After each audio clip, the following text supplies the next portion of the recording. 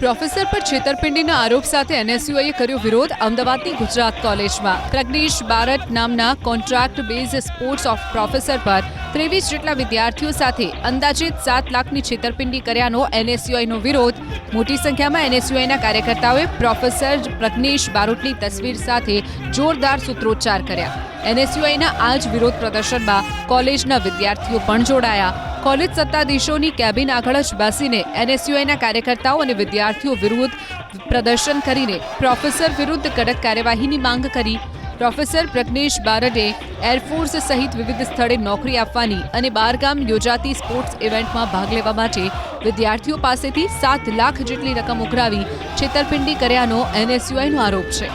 એનએસયુઆઈએ professor Pragnesh બારટ વિરુદ્ધ police ફરિયાદ નોંધાવવા માટેની માંગ કરી। પ્રોફેસર પર છેતરપિંડીના આરોપ સાથે એનએસયુઆઈએ કર્યો વિરોધ અમદાવાદની ગુજરાત કોલેજમાં પ્રજ્ઞેશ બારટ નામના contract base sports of professor પર 23 જેટલા વિદ્યાર્થીઓ સાથે અંદાજિત 7 લાખની છેતરપિંડી કર્યાનો એનએસયુઆઈનો વિરોધ મોટી સંખ્યામાં એનએસયુઆઈના કાર્યકર્તાઓએ પ્રોફેસર પ્રજ્ઞેશ બારોટની તસવીર સાથે જોરદાર સૂત્રોચ્ચાર કર્યા।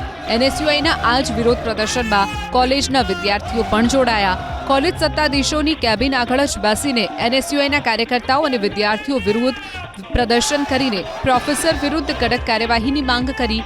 પ્રોફેસર પ્રજ્ઞેશ બારટે એરફોર્સ સહિત વિવિધ સ્થળે નોકરી આપવાની અને બહારગામ યોજાતી સ્પોર્ટ્સ ઇવેન્ટમાં ભાગ લેવા માટે વિદ્યાર્થીઓ પાસેથી 7 લાખ જેટલી રકમ ઉઘરાવી છેતરપિંડી કર્યાનો એનએસયુઆઈનો આરોપ છે।